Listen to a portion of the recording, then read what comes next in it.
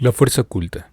A fines de abril de 1519, luego de meses de enfermedad, el pintor Leonardo da Vinci estaba seguro de que la muerte tocaría su puerta en cuestión de días. En los 2 últimos años, él había vivido en el castillo de Claux, en Francia, como huésped personal del rey de Francia, Francisco I. El rey lo había colmado de dinero y honores por considerarlo la viva encarnación del Renacimiento italiano, que le había querido importar a Francia. Da Vinci había sido de gran utilidad para el monarca, aconsejándolo en todo tipo de asuntos importantes. Pero ahora, a los 67 años de edad, su vida se acercaba a su fin y sus pensamientos se volcaban a otras cosas. Hizo su testamento, recibió los santos óleos en la iglesia y regresó a la cama esperando el final. Ahí tendido lo visitaron varios de sus amigos, incluido el rey, quienes lo notaron de ánimo especialmente reflexivo.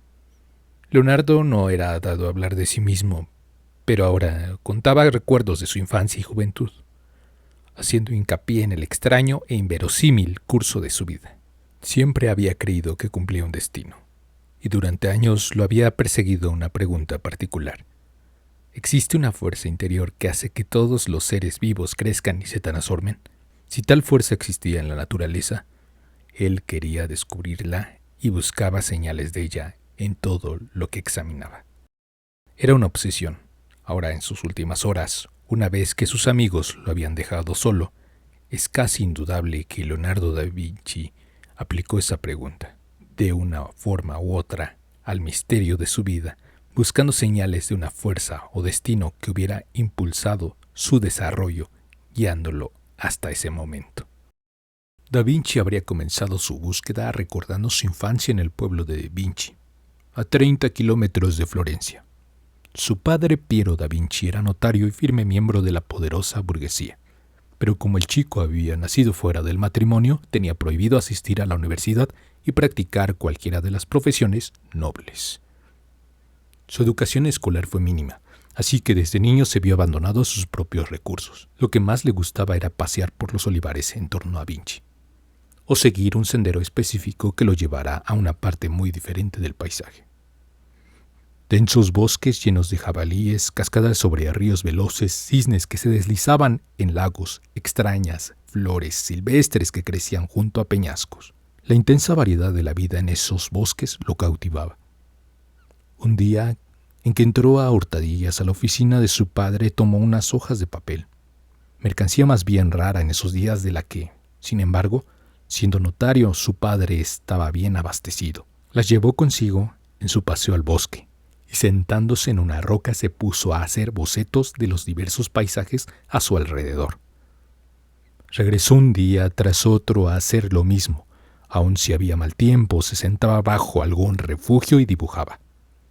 No tenía maestros ni cuadros que admirar. Todo lo hacía a partir de lo que veía, con la naturaleza como modelo. Descubrió de ese modo que al dibujar cosas tenía que observarlas con más detenimiento y captar los detalles que les daban vida. Una vez dibujó un lirio blanco y al observarlo con atención, su peculiar forma le impresionó. El lirio comienza como semilla y pasa luego varias etapas, todas las cuales Leonardo había dibujado en los últimos años. ¿Qué hace que esta planta se desarrolle a través de esas etapas y culmine en una flor magnífica, diferente de cualquier otra? Quizá posee una fuerza que la impulsa a lo largo de esas variadas transformaciones. A Leonardo le maravillaba la metamorfosis de las flores en los años por venir. Solo en su lecho de muerte habría recordado sus primeros años como aprendiz en el estudio del pintor florentino Andrea del Verrocchio. Se le había admitido allá a los 14 años gracias a la extraordinaria calidad de sus dibujos. Verrocchio instruía a sus aprendices en todas las ciencias necesarias para generar las obras que se producían en su estudio: ingeniería, mecánica, química y metalurgia. Leonardo ansiaba aprender todas esas habilidades, pero pronto descubrió algo en sí mismo. No podía hacer sencillamente lo que se le encargara. Debía convertirlo en algo propio, inventar en vez de imitar al maestro. Una ocasión, como parte de su labor en el estudio, se le pidió pintar un ángel en una amplia escena bíblica diseñada por Verrocchio. Decidió entonces hacer que su parte de la escena cobrara vida a su propia manera. En primer plano, frente al ángel, pintó un arriate, pero en lugar de las usuales versiones generalizadas de plantas, representó los especímenes florales que había estudiado tan detalladamente de niño, con una suerte de rigor científico que nadie había visto hasta entonces. En cuanto al rostro del ángel, experimentó con sus pinturas y produjo una nueva mezcla que dotó al ángel de un suave destello, el cual expresaba su ánimo sublime. Para captar este ánimo, Leonardo pasó tiempo en la iglesia local observando a los fieles en devota oración, y la expresión de un joven le sirvió de modelo para el ángel. Por último, resolvió ser el primer artista en crear alas realistas de ángeles. Con este propósito fue al mercado y compró varias aves. Decidió horas enteras a hacer bocetos de sus alas, la forma exacta en que se fundían en su cuerpo. Quería crear la sensación de que las alas habían surgido naturalmente de los hombros del ángel y le permitirían volar. Pero, como de costumbre, no se detuvo ahí.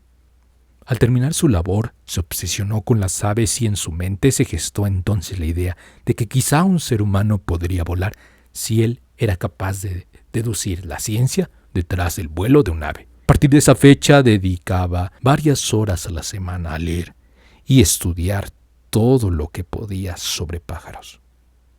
Así era como operaba naturalmente su inteligencia. Una idea originaba otra. Da Vinci habrá rememorado sin duda la peor época de su vida, el año 1481. El Papa pidió entonces a Lorenzo de Medici que le recomendara a los mejores pintores de Florencia para decorar el templo que acababa de construir, la Capilla Sixtina.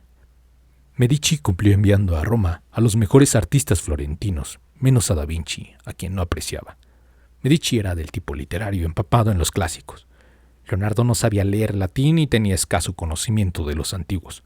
Poseía por naturaleza una inclinación más científica. Pero en la raíz de su resentimiento por ese desaire había algo más. Había terminado por aborrecer la dependencia impuesta a los artistas para obtener el favor real y vivir de un encargo tras otro.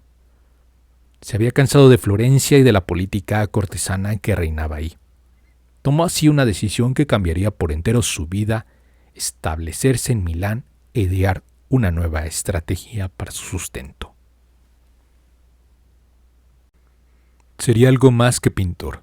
Ejercería todos los oficios y ciencias que le interesaban: arquitectura, ingeniería militar, hidráulica, anatomía, escultura. Si un príncipe o patrono requería sus servicios, podría fungir como consejero y artista general a cambio de una generosa remuneración. Su mente, decidió, trabajaba mejor cuando se ocupaba de varios proyectos al mismo tiempo, porque esto le permitía establecer toda clase de asociaciones entre ellos.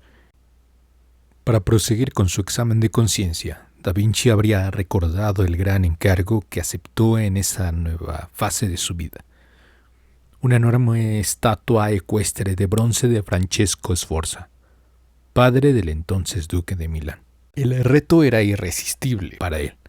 Aquella estatua sería de una escala no vista desde los días de la antigua Roma, y fundir en bronce una pieza tan grande implicaría una hazaña de ingeniería que habría desanimado a todos los artistas de su tiempo. Trabajó durante meses en el diseño de esta obra y para ponerla a prueba elaboró una réplica en arcilla que exhibió en la plaza principal de Milán. La obra era gigantesca, equivalente a un edificio de gran tamaño. Las multitudes que se congregaron a admirarla quedaban impresionadas. Sus dimensiones, la impetuosa posición del caballo capturada por el artista, su aspecto aterrador. Por toda Italia corrió la voz de esta maravilla, y la gente esperaba con ansia su realización en bronce. Con este fin, Da Vinci inventó un método de fundición totalmente nuevo. En vez de dividir en secciones el molde del caballo, lo haría de una sola pieza, empleando una inusual mezcla de materiales preparada por él mismo, que fundiría como un todo, lo que daría al caballo una apariencia mucho más orgánica y natural. Pero meses después estalló la guerra y el duque necesitó todo el bronce del que podía echar mano para la artillería. Finalmente la estatua de arcilla fue desmontada y el caballo no se produjo nunca. Otros artistas se burlaron de la insensatez de Leonardo. Había tardado tanto en encontrar la solución perfecta que, naturalmente, Los hechos habían conspirado en su contra. Una vez el propio Miguel Ángel se mofó de él.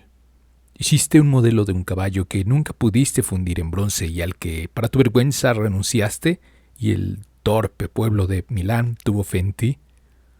Para entonces, sin embargo, él ya se había acostumbrado a insultos sobre su lentitud para trabajar, y lo cierto es que no lamentó nada de aquella experiencia. Le había permitido poner a prueba sus ideas sobre cómo diseñar proyectos a gran escala, y aplicaría en otra cosa esos conocimientos. Además, el producto terminado no le importaba mucho. Lo que siempre le había emocionado era la búsqueda y el procedimiento para crear algo. Reflexionando en su vida de esta manera, habría detectado claramente la operación de una especie de fuerza oculta en él. De niño, esa fuerza lo había traído a la parte más silvestre del paisaje, donde pudo observar la variedad más intensa y considerable de la vida. Esta misma fuerza lo había impulsado a robar papel a su padre y dedicar su tiempo a hacer bocetos. Más tarde lo empujó a experimentar cuando trabajaba para Verrocchio. Lo alejó de las cortes de Florencia y el ego inseguro que florecía entre los artistas. Lo lanzó a la intrepidez extrema, esculturas gigantescas, el intento de volar, la disección de cientos de cadáveres para sus estudios anatómicos. Todo para descubrir la esencia misma de la vida. Vista desde esta perspectiva, su existencia todo tenía sentido. De hecho, era una bendición que hubiese nacido ilegítimo, pues le había permitido desarrollar su propio estilo. Aún el papel en su casa parecía indicar un destino. ¿Y si se hubiera rebelado en contra de esa fuerza? ¿Y si tras el rechazo de la Capilla Sixtina hubiera insistido en ir a Roma con los demás para ganarse a toda costa el favor del Papa, en vez de buscar su propio camino? Habría podido hacerlo. ¿Y si se hubiera dedicado principalmente a pintar para ganarse de mejor manera la vida? ¿Y si hubiera sido como los otros, terminando sus obras lo más rápido posible? Le habría ido bien, pero no hubiera sido Leonardo da Vinci. Su vida habría carecido del propósito que tenía. Inevitablemente, las cosas habrían marchado mal. Esta fuerza oculta en él, como la del lirio que bocetó tantos años antes, había derivado en el pleno florecimiento de sus capacidades. Da Vinci había seguido fielmente su guía hasta el final, y, habiendo completado su curso, era hora de morir. Quizá en ese momento regresaron a él estas palabras, escritas años atrás en su libreta. Así como un día rebosante trae consigo dulces sueños, una vida bien empleada procura una muerte dulce.